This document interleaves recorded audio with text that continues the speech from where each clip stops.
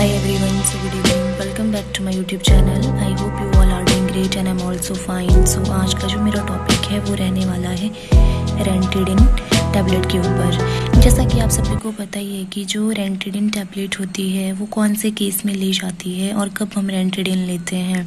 ये जो आपकी रेंटेडिन होती है ये प्रोटॉन पंप इनहिबिटर की ड्रग है। सो ये जो रेंटेडिन होती है, रेंटेडिन हम कब लेते हैं? जब आपको हार्ट बर्न हो रहा हो, एसिड इंडाइजेशन हो जाता है, अपसेट हो जाता है और सोर स्टमक हो जाता है या हाइपर एसिडिटी हो जाती है, उस केस में हम रेंटेडिन लेते हैं।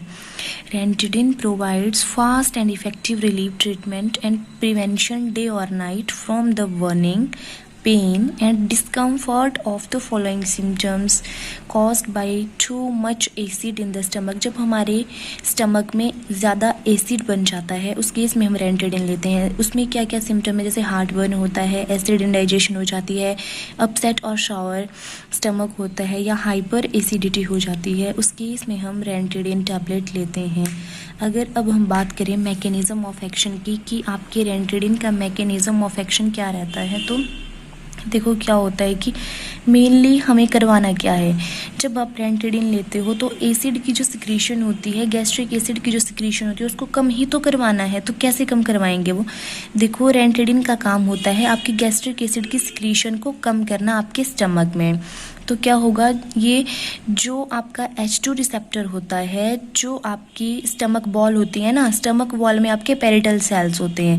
पेरिटल सेल्स क्या करेंगे? H2 रिसेप्टर है उधर, आपके पेरिटल सेल के पास है H2 रिसेप्टर। तो H2 रिसेप्टर क्या करेंगे? आपका हिस्टामिन रिलीज करेंगे।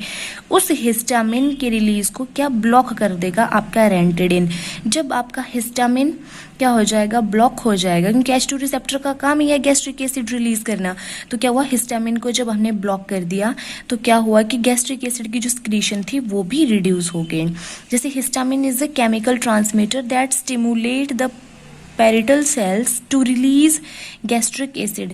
पेरिटल सेल्स में H2 रिसेप्टर्स होते हैं, मैंने बताया ना। तो जो पेरिटल सेल्स होते हैं वो रिलीज करेंगे आपके गैस्ट्रिक एसिड, और उस गैस्ट्रिक एसिड को ही हमें क्या करवाना है? रिड्यूस करवाना है। तो वो कैसे होगा? जब आप रेंटेडिन लोगे तो हिस्टामिन ब्लॉक हो जाएगा बाय ब्लॉकिंग H2 रिसेप्टर। देखो, बाय ब्लॉकिंग H2 रिसेप्टर, जब हमने H2 रिसेप्टर की ब्लॉकिंग करवा दी तो रेंटेडिन प्रिवेंट करेगी हिस्टामिन के रिलीज को from having this effect, thereby reduce gastric acid secretion, और आपकी जो गैस्ट्रिक एसिड की सिक्रीशन होगी वो भी रिड्यूस हो जाएगी।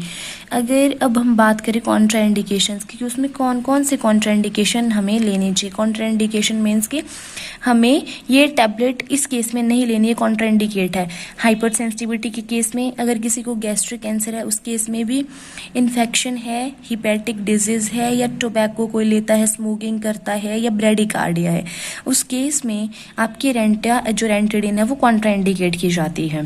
अगर अब हम बात करें प्रिकॉशन एंड वार्निंग की, अगर कोई पर्सन गैस्ट्रोइसोफेगल रिफ्लक्स डिजीज है, does not respond adequately in 6 to 8 weeks, do not increase doses, prescribe proton pump inhibitor, है ना।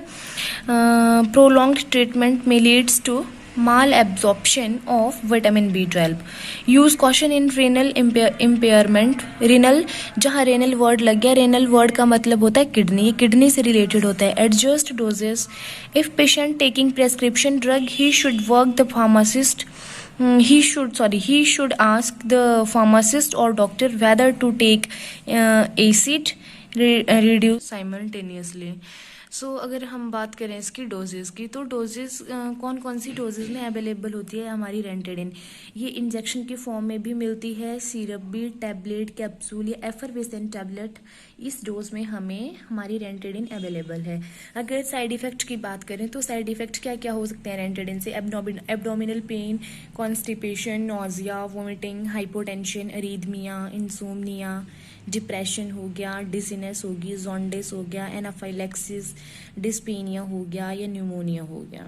ये जो सारे मैंने आपको बताया ये साइड इफ़ेक्ट्स होते हैं आपके रेंटेडिन के। सो आई होप आपको आज का टॉपिक अच्छा लगा होगा। अगर वीडियो अच्छा लगे तो वीडियो को लाइक करना, शेयर करना और चैनल को सब्सक्राइब करना ना भूलें। Thank you so much.